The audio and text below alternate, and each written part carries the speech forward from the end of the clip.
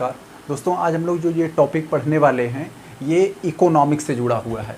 और इकोनॉमिक्स में ही एक बहुत बड़ा, बहुत ही महत्वपूर्ण एक अच्छा सेगमेंट है जिसका नाम है बैंकिंग। यानी ये टॉपिक बैंकिंग से जुड़ा हुआ है। ये आपके एग्ज़ाम के दृष्टि से काफ़ी ज़्यादा महत्वपूर्ण तो है ही, लेकिन इसके साथ ही साथ ये आपके व्यवहारिक लाइफ के लिए, व्यवहारिक जीवन में भी काफ़ी ज़्यादा महत्वपूर्ण होने वाला है।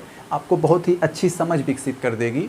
तो इसमें हम लोग आज ये पढ़ेंगे कि ये बैंक दर क्या होता है, बैंक रेट क्या होता है। जब हम लोग बैंक रेट को बहुत ही अच्छे ढंग से समझ लेंगे तो हम ये बात समझ जाएंगे बहुत ही आसानी से कि कब ऐसी परिस्थिति आती है कि बैंक वाले बहुत सस्ता लोन बांटते हैं और हमें बुला बुला के बाहर जो है पोस्टर बैनर लगा लगा के हम लोग बुलाते हैं कि भैया आइए आप लोन लीजिए और हम आपको बहुत ही सस्ता लोन दे रहे हैं। एक तो ये हो गया। और ऐसी एक परिस्थिति आ जाती है कि लोन बहुत ज़्यादा महंगा हो जाता है और जब भी हम बैंक में लोन लेने के लिए जाते हैं तो हम लोगों को तमाम तरह के पहाड़े पढ़ाए जाते हैं कि भैया अभी लोन महंगा है, ये है वो है, और हमें लोन नहीं मिल पाता है। तो ये चीज़ें हम लोग बहुत ही आसानी से समझ जाएंगे। और इसके साथ ही साथ हम लोग एक बात और समझ जाएंगे कि जो हर एक एग्ज़ाम में बहुत ही ज़्यादा पूछा जाता है, ये रेपो रेट क्या होता है और रिवर्स रेपो रेट क्या होता है। इन दोनों बातों को भी बहुत ज़्यादा समझना ज़रूरी है एग्ज़ाम की दृष्टि से। हम लोग देखते हैं कोई भी एग्ज़ाम हो, छोटे लेवल से लेकर बड़े लेवल तक कोई भी एग्ज़ाम होता है तो इसमें ये चीज़ें बहुत ही जो है दबा कर पूछी जाती हैं। तो मेरे भाई हम लोग चलते हैं अपने अपने ये बैंक दर को पढ़ते हैं। तो बैंक दर को समझने के लिए मेरे भाई सबसे पहले हम लोगों को ये समझना होगा कि बैंक क्या होते हैं।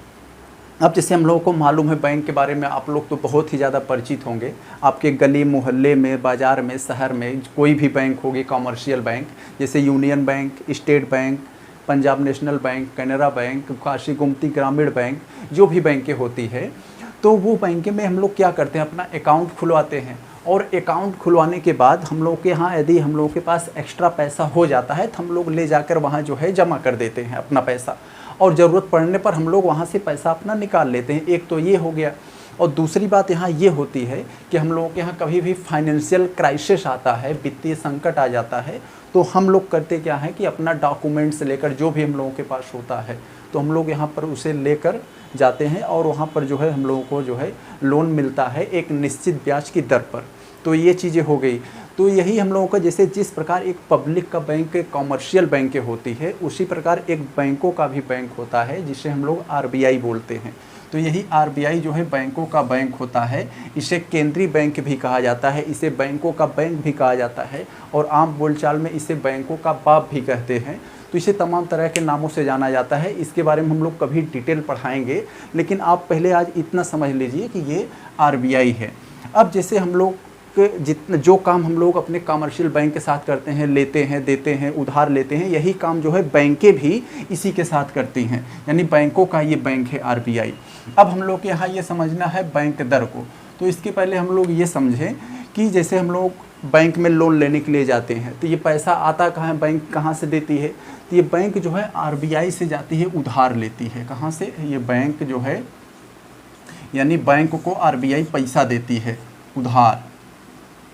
उधार देती है एक निश्चित दर पर, एक निश्चित रेट पर देती है। अब वो उधार दे देती है, और लेकिन जब उधार देती है तो वो दो तरीके से देती है। वो तरीका कौन कौन सा होता है, एक यहाँ पर हम लोगों को समझना है कि एक अल्पकालिक उधार होता है जिसे हम लोग इंग्लिश में शॉर्ट टाइम लेंडिंग बोलते हैं, शॉर्ट टाइम लेंडिंग। एक तो ये हो गया। और दूसरा जो आरबीआई जो बैंकों को लोन देती है, देने का उसका जो दूसरा तरीका है, एक जो है दीर्घकालिक लोन देती है, दीर्घकालिक, जिसे इंग्लिश में जो है लॉन्ग टाइम लेंडिंग बोला जाता है, लॉन्ग टाइम लेंडिंग।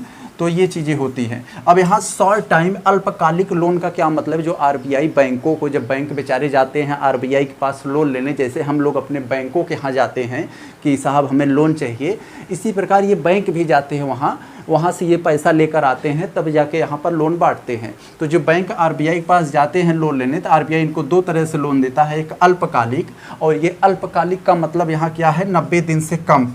अभी हम समझाते हैं इसका क्या मतलब है। 90 दिन से कम, 90 दिन से कम समय के लिए 90 दिन से कम समय के लिए जब ये लोन देते हैं तो इसे अल्पकालिक कहा जाता है। इसका मतलब ये है जब आरबीआई इनको अल्पकालिक लोन देता है तो कहता है कि हमें 90 दिन के अंदर इसे वापस चाहिए, नहीं तो हम इसको आपको बहुत ज़्यादा पेनाल्टी लगाएंगे।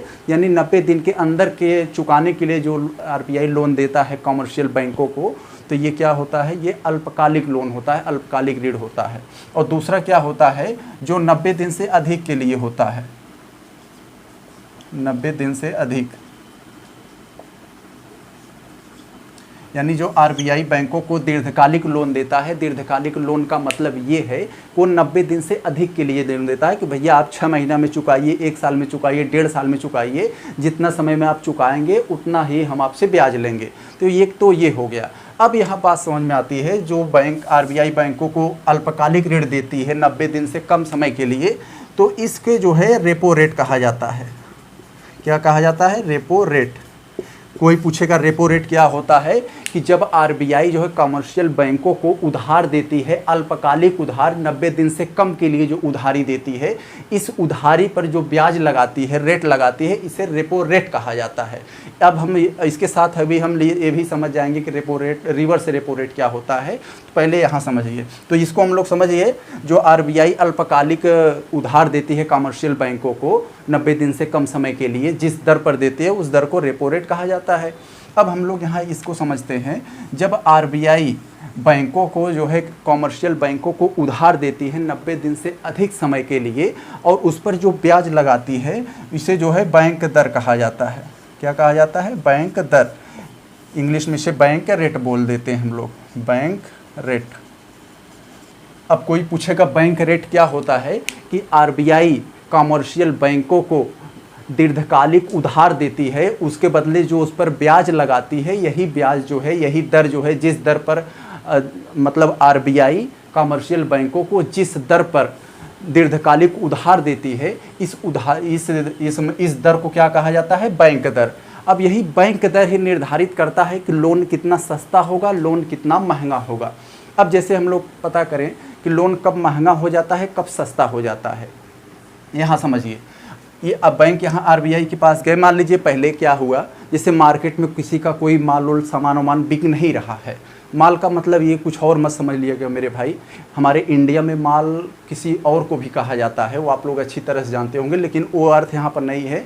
यहाँ पर माल का मतलब ये है कि सामान का, जैसे मार्केट में किसी दुकानदार का, व्यापारी का सामान नहीं बिक रहा है, मार्केट पूरी तरह से ठप है, तो यहाँ क्या करती है, सब लोग बेचारे, किसी का रोजी रोटी नहीं चल रहा है, तो सरकार को गालियाँ देते हैं। तो सरकार बेचारी जब गालियाँ सुनते सुनते परेशान हो जाती है, तो सरकार आरबीआई से कहती है कि आरबीआई साहब कुछ करिए, मार्केट में कुछ हो नहीं रहा है, मार्केट बड़ा ठप पड़ा है, किसी बेचारे का दुकान डलिए चल नहीं रहा है। तो आरबीआई क्या करता है, इसकी कुंजी आरबीआई के पास होती है। आरबीआई बैंक को बुलाता है, कहता है कल से आप लोग लोन को सस्ता बांटिए। सस्ता का मतलब ब्याज को कम कर दिए, जो 10% आप 15% ब्याज लगाए थे, कल से आप लोग 10% पर लोन बांटिए। तो जो है ये बैंक जो है कल बिहान भर जो है अपने दुकान के, बैंक के सामने जो है पोस्टर बैनर लगा देते हैं कि लोन सस्ता हमने कर दिया है, 10% पर कर दिया है, आके लोन लीजिए। तो जनता निगाह लगाए रहती है कि लोन अगर सस्ता मिलता है तो लेने में क्या हर्ज है, ले लें, थोड़ा बहुत ब्याज आएगा तो दे देंगे, अपना काम कर लें।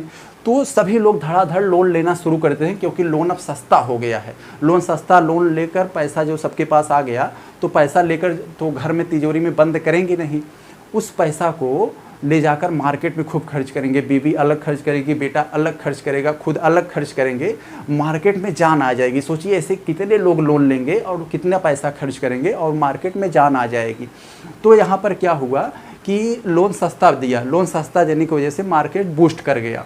तो एक तो ये हो गया। लोन सस्ता कैसे हुआ कि आरबीआई ने इनको कहा कि आप जो है लोन सस्ता बांटिए, अपना जो ब्याज लगाते हो जनता पर वो ब्याज को कम कर दीजिए। तो लोन ब्याज कम होने का मतलब लोन सस्ता हो गया, एक तो ये हो गया। और लोन महंगा कैसे हो जाता है, जब देखती है कि मार्केट में खूब लूट हो रही है, 10 का सामान 15 बिक रहा है, 15 का 20 का 100 का 150 का, बहुत ज़्यादा मार्केट में बूस्ट आ गया है। तो मार्केट में बहुत ज़्यादा बूस्ट आने से महंगाई भी बढ़ने लगती है। तो सरकार आरबीआई से कहती है कि आरबीआई जी अब आप फिर कुछ करिए, मार्केट में बहुत ज़्यादा उपद्रव मच गया है। तो यही क्या करती है आरबीआई, बैंकों को कहती है भैया जो आप लोन 10% पर दे रहे हो इसको जो है बढ़ाकर 15% कर दो। तो ये जो है जनता को जो है 15% पर लोन देने लगते हैं। तो लोन महंगा हो जाता है तो जनता लोन लेना पसंद नहीं करते हैं, क्योंकि कल इसे ब्याज देना होगा तो ज़्यादा ब्याज चुकाना पड़ेगा। तो इसलिए वहाँ पर लोन सस्ता हो जाएगा और मतलब लोन महंगा हो जाता है और जनता लोन लेना बंद कर देती है। तो धीरे धीरे पैसा जनता के पास नहीं रहता है, तो मार्केट में फिर धीरे धीरे मार्केट में ठप हो जाता है।